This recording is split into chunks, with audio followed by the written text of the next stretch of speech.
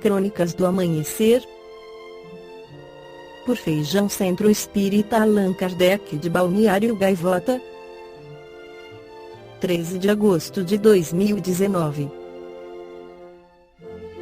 Descende no Brasil. Conheça o coletivo de missionários que deve levar 80 mil crentes ao estádio do Morumbi. Parte 1. Em 8 de fevereiro de 2020, o estádio do Morumbi, em São Paulo, deve ser invadido por uma onda gospel. 80 mil pessoas em busca do avivamento prometido pelo evento Descende. As vendas de ingresso começaram nesta segunda-feira 17 e causaram alvoroço entre os crentes com mais de 200 mil menções. Foi um dos 5 assuntos mais comentados no Twitter.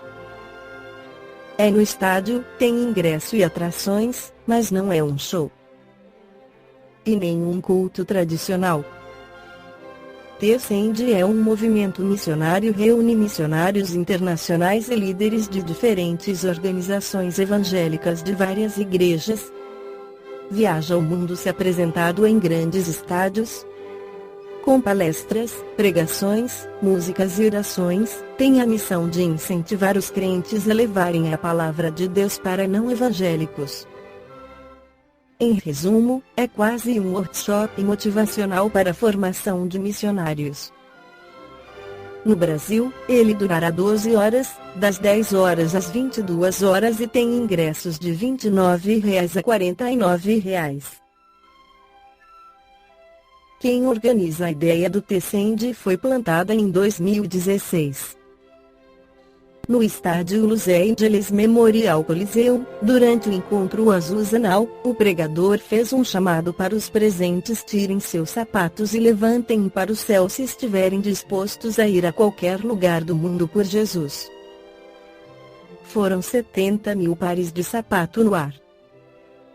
A partir dali, diferentes organizações de missões decidiram se juntar com o objetivo de fazer o que fosse necessário para ver a reevangelização da América e a conclusão da Grande Comissão, de acordo com a descrição do movimento. Ele teve início nos Estados Unidos, com uma edição realizada em Orlando, na Flórida, em fevereiro deste ano. A cantora brasileira Priscila Alcântara participou do evento. Com o plano de expansão para a América Latina, o Brasil foi escolhido como a próxima sede. A organização mais conhecida é o Movimento Dunamis, que reúne jovens de várias denominações e atua principalmente em universidades. Com pequenos grupos, eles se encontram nos intervalos e compartilham experiências, cantam e oram juntos. O Dunamis tem muita força no Brasil, principalmente em grandes universidades, e pregam uma energia sobrenatural para estabelecer a cultura do reino de Deus na Terra. Os crentes pode até parecer um desses termos pejorativos para se referir a evangélicos, mas o termo é usado e muito por alguns cristãos nas redes sociais. O significado é esse quase literal: crentes na internet. Eles usam as redes para discutir assuntos ligados a dogmas da igreja, como comer ou não doces em festas juninas, bebidas e pecados em geral. Hoje em dia, com os avanços tecnológicos, principalmente com as redes sociais, tanto jovens como adultos passam mais tempo com os celulares nas mãos, seja vendo séries, filmes, conversando, do que conversando. E ainda, as redes sociais oferecem espaços a todos para exporem os seus sentimentos. Por isso, muitas vezes deparamos com pessoas que optam por espalhar o amor, as boas novas, enquanto outros optam por disseminar o preconceito, o ódio.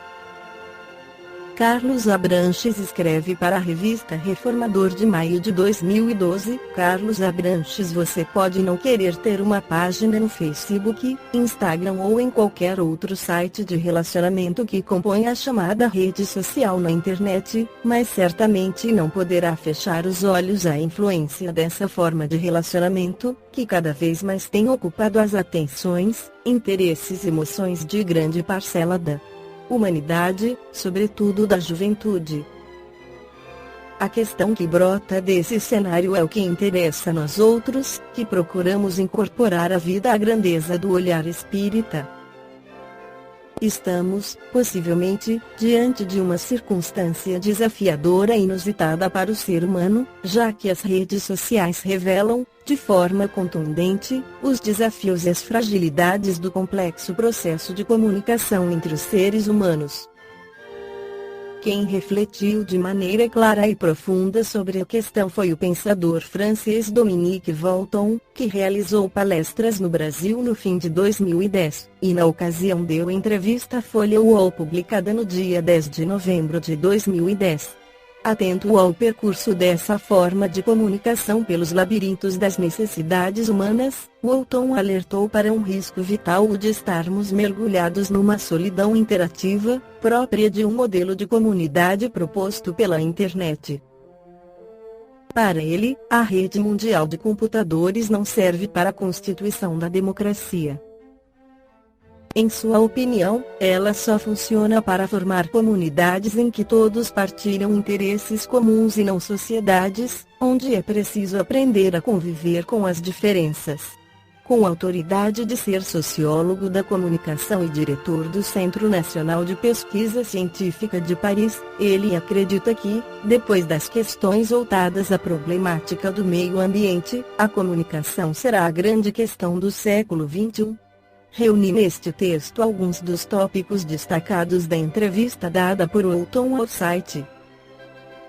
A ideia é fazer leituras paralelas com os pontos de vista espíritas, que nos permitem articular as conexões necessárias entre o mundo em que vivemos com o que queremos construir melhor e mais dinâmico, sem abrir mão dos pressupostos da realidade espiritual, que tanta diferença para melhor promovem em nossa vida. Sobre a internet, o pensador francês afirma que é formidável para a comunicação entre pessoas e grupos que se interessam pela mesma coisa e, do ponto de vista pessoal, é melhor do que o rádio, a TV ou o jornal. Mas, do ponto de vista da coesão social, é uma forma de comunicação muito frágil. A respeito das redes sociais, ele diz que retomam uma questão social muito antiga, que é a de procurar pessoas, amigos, amor. São um progresso técnico, sem dúvida, mas a comunicação humana não é algo tão simples. Porque em algum momento será preciso que as pessoas se encontrem fisicamente, e aí reside toda a grandeza e dificuldade da comunicação para o ser humano. Sobre solidão interativa podemos passar horas, dias na internet e sermos incapazes de ter uma verdadeira relação humana com quem quer que seja. Volton elaborou um conceito interessante da sociedade individualista de massa. Usamos a internet porque ela é a liberdade individual. Na internet, todo mundo tem o direito de dar sua opinião, mas emitir uma opinião não significa comunicar-se. Porque, se a expressão é uma fase da comunicação, a outra é o retorno por parte de um receptor e a negociação que essa volta implica, e isso toma tempo. O que é a democracia na relação humana? Há um fascínio pela rapidez da internet e por sua falta de controle. Mas essa falta de controle é demagógica, porque a democracia não é a ausência de leis, mas a existência de leis utilizadas por todos. Basta observar a gravidade da importância da relação entre as pessoas, como destaca Volton, para notar que o vínculo afetivo iniciado virtualmente quase sempre é desprovido de consistência e profundidade. Mesmo com os exemplos que surgem, cada vez mais, de casais que se uniram depois dos primeiros contatos feitos pela internet, ainda vale considerar que relações com esse perfil exigem um tempo maior de interação. Encantar-se com alguém é o primeiro passo rumo à decisão de mergulhar na relação. até quem se encontrou pela rede de computadores vai ter, mais cedo ou mais tarde, que se defrontar com as diferenças individuais, com as necessárias concessões e renúncias, que caracterizam o cenário comum a qualquer relação entre duas pessoas que ficam frente a frente em algum momento do encontro afetivo, rompendo as distâncias virtuais. Importante ressaltar que a fragilidade da coesão social pela internet, destacada pelo sociólogo francês, revela um pouco do perfil dos relacionamentos humanos em seu contexto global. Quem opta pela superficialidade nas opiniões e na vida pessoal traz essas marcas para as escolhas relacionais. A internet tem a possibilidade de potencializar esse tipo de relação, pela facilidade do interlocutor dizer somente o que lhe interessa, sem que necessariamente tenha de ser verdadeiro em suas afirmações. Coisas de um tipo de relação construída à distância, sem as confirmações dos olhos e do toque humano. O capítulo 7º de O Livro dos Espíritos, em sua terceira parte, quando trata da lei de sociedade, destaca a primazia da comunicação na escalada evolutiva do ser humano. Os espíritos confirmam a Kardec que a vida social está na natureza. Para isso, foi outorgada ao homem a possibilidade do uso da palavra. Ora, se assim se constitui a estratégia da comunicação entre as pessoas, nada mais natural do que considerarmos que ela se justifica nas capacidades da fala e da escuta, ou seja, há duas habilidades em jogo. Se você quer falar com qualidade, deve aprender a ouvir e a negociar os resultados dessa relação própria do processo de comunicação. E qual seria o modelo perfeito de comunicação que o Espiritismo sugere à humanidade? O mesmo proposto pelo Cristo, quando implantou a Boa Nova nas raízes profundas da história. A culminância do encontro entre o doador e o necessitado, entre quem tem para oferecer e quem precisa receber, se revela na presença dele na Terra.